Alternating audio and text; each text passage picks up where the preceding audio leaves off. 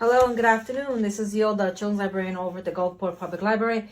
And this is Early Literacy Monday tip. As I say every Monday, we're doing it now until actually next Monday will be the last Monday Early Literacy tip. After next Monday, I will go back to Tuesday's Early Literacy Tuesday tip. So today I just want to talk a little bit about early literacy.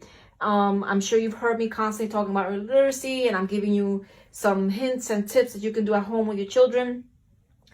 I just want to talk again about what is early literacy. And it's early literacy encompasses a child's experiences with conversation, with oral and written stories, and books and print. Now, the definition of early literacy is what children know about and understand communication, verbal and nonverbal language, and reading and writing before they can actually read or write. So it's basically that they understand the words on the text or words that are being said and spoken and words that are around. And writing is a form of communication. And they just get the idea of what it is. And they have that. That's why where I stress the importance of early literacy is working with your children now as they're learning new things and as they're growing. They're young, and before they enter preschool, at least they have the idea and understand what their name looks like in form of letters and creating a word, which is their name, what colors and shapes and numbers and letters. All of that is part of communication. And also story time, when I have my videos for story time, or if you do story time at home with your children. Again, you're reading aloud to your children. They're understanding the books. They're understanding print. They're understanding that the text on a page is some type or some form of communication. Whether it's verbal or nonverbal, that they understand the concept. They have the idea already, from that point is where they develop the skills to actually read and write. But again, it's your job as a parent, as a guardian, to guide your child in this process and be there for them in this process. Especially now more than ever, since schools are a little different due to our situation. So definitely take this time and opportunity to work with your children in developing their early literacy skills. I've mentioned and I posted not so long ago about the 5 early literacy practices that you start with your children, which is read, write, sing, talk, and play. These are the 5 components that actually starts. This is like the foundation of early literacy for your children. So reading, as you shared reading is one of the most important activities that you can do to help your child to get ready to read. So basically, you're sitting there and you're reading to your child. You're preparing your child to be able to read independently, starting from birth. So you can actually start from when your child is an infant to read to your child. It does not have to be a complete worded text. You can have those small little board books that have 1 or 2 words in them and read that, or even pictures, and just show your child the pictures. So you can even start reading to your child from infant. And from there, it increases their vocabulary and understanding the general and having a general knowledge, while helping in developing their interest in reading. And through positive experiences with books and around books, children are much more likely to want to learn to read by themselves. So the more you read to your child and you have, moments to sit down and read with your children, your child will eventually want to do this on their own. They feel like basically you're reading text to them. It's kind of like magic. They're fascinated and interested with the words, the text on the page, and what's being said, and they want to be able to do that too. And the more you do that with your child, the more your child will want to read independently and learn how to read, and that is an excellent, wonderful way to do it. Another early literacy practice that you can do with your child is talk. Children learn language and other early literacy skills by listening to you talk, listening to adults talk. And as they listen to spoken language, they learn new words. I have heard little ones, 4 years old, saying words that I would never expect them to say. I'm trying to think of a word right now that I heard a 4-year-old say. and it escapes me right now. I can't even remember the word this 4-year-old said, but I did not expect that 4-year-old to say that word. It was a positive word. It wasn't a negative word. It was a big word. But that's good. She was listening to adults speaking, and she understands where that word falls in the context of her communication. And that is excellent. That's really good. So talking to your child about different words, for example, let's say, a color, the color purple. You can also teach them the new word violet. This word violet is similar to the word, it's violet. The color violet is similar to the color purple, but it's violet.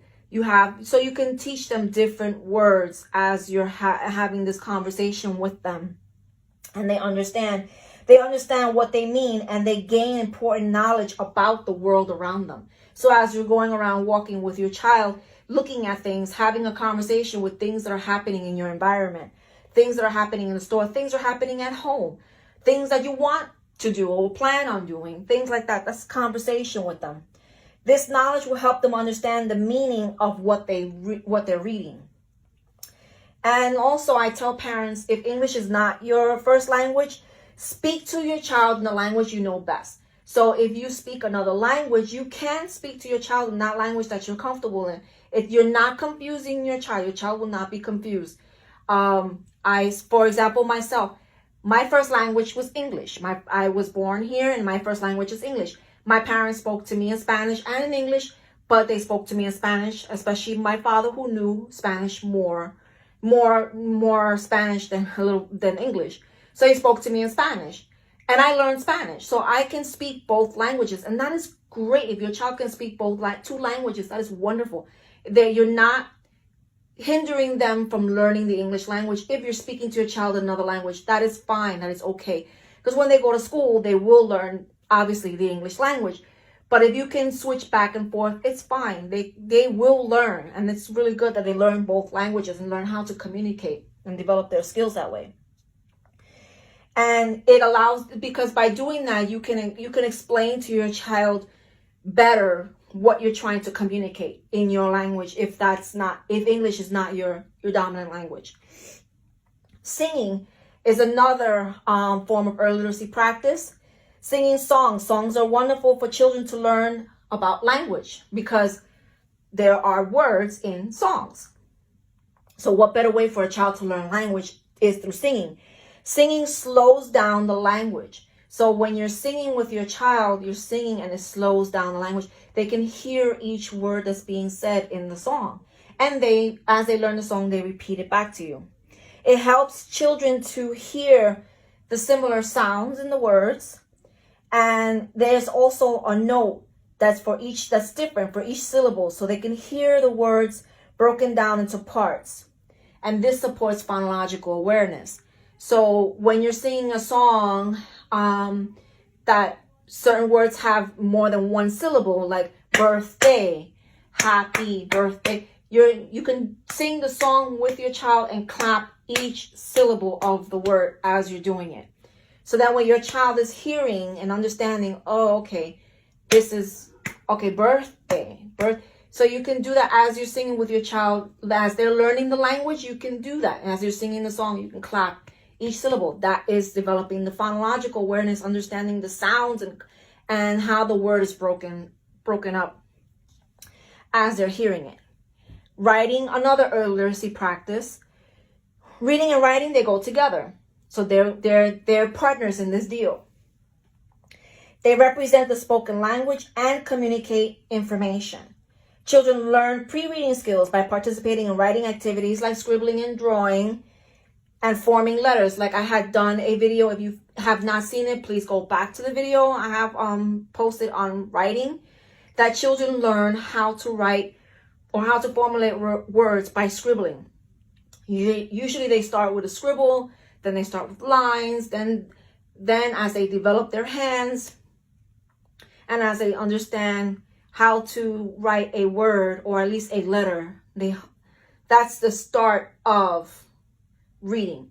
They're writing and they're reading, because once they learn how to write their name, they will have to know, or they would know how their name is read, how to read their name. So they're learning to write it, and they're learning to read it, and they're learning how to write different words and read it. So that helps them. It helps them to understand that print has meaning. So every word on a page has a meaning to something. As I said in the past about writing, if your child writes the word circle, there's no other word that will mean circle. And circle is the actual shape of a circle. So there will be no other word that will mean circle. So each word that they learn has a meaning to something, because there will not be any other word. For example, bread. There's only one word that says bread. And when you hear or read the word bread, what do you see? A loaf of bread or a slice of bread or a roll of bread. It's bread. There will be no other word that will mean bread. So the beginning of writing for young children is learning how to use their hands and fingers. So as I said before about writing, you're teaching your child to write and hold a pencil. Usually they start this way and eventually they develop to holding a pencil this way. So they're learning how to use their hands and fingers as they're writing the word, as they're writing and drawing. They're drawing pictures, they're writing a word, they're writing their name, they're tracing a word. They're developing their writing skills, because again, they need that once they go into preschool. And play, the last early literacy practice. Play is in addition to being fun, it helps children to think symbolically.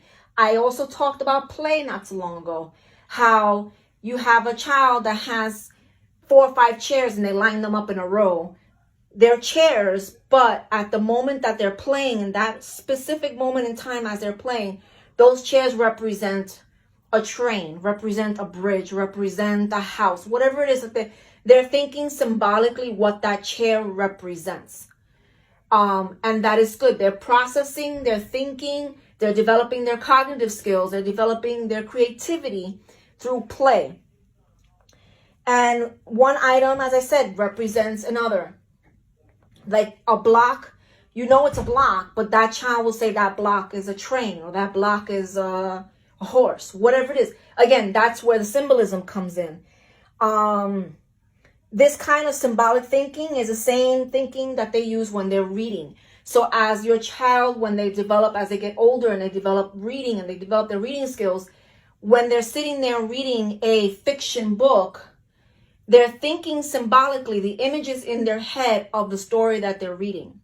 Now, not with opposed to picture books, those books, for example, that I've been reading, for example, something like this. As you see, this is a picture book. The words are here, but then you have the picture of what's happening. So the words represent what's happening in the page. But we're thinking about later on as they're reading, you're going to have text and very little pictures. For example, like here, you're reading a text. You have this text in front of you, but you're envisioning what you're reading. Symbolically, what you're reading and the text is in your brain, in your mind. So that's what play is about. And play is a child's work. Play, they're learning how to read. They're learning their early literacy skills. They're developing their early literacy skills through play. They're learning how to read. They're learning how to communicate. They're learning how to socialize. They're learning how to think symbolically. They're learning how to problem solve. As I said in my last video about play, if you have a child that has several chairs together and they want to make a tent and they put a blanket on the chair and it slides right off, they sit there and process how they can maneuver or fix the blanket in a certain way that it won't fall off. That is their critical thinking. That is their process. That is where they're thinking. They begin to think logically and critically in how to problem solve their situation. So that is play. So those are the 5 early literacy practices that I wanted to discuss briefly again today. You will hear me constantly touch on this and talk about it, do different activities around the early literacy practices, because again, it is very important to get your child prepared for school. These skills will transfer over as they continue on into their education life, pretty much. and they need this foundation to get them started. So please take advantage of all the videos I've posted, everything, information I've shared. It is very, very important that you start working with your children before pre-K and as they're entering pre-K, and even beyond pre-K. When they come home, you can continue what they've learned from school. You can continue at home. I will be sharing this article for you all. This is just giving you some ideas of the essentials of early literacy instruction, and it's just giving you some little ideas of what you can do in activities and how you can support their learning. Feel free to read this article if you're interested. And again, I have the other videos that I shared in the past.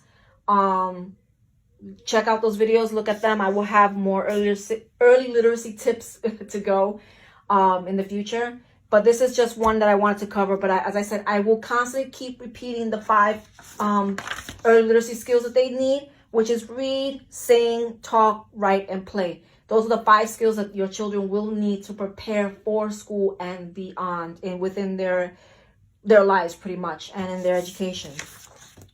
So again, parents, on that note, as I always say to you, you are your child's first teacher, and your child will always remember all the times they've had learning and growing with you.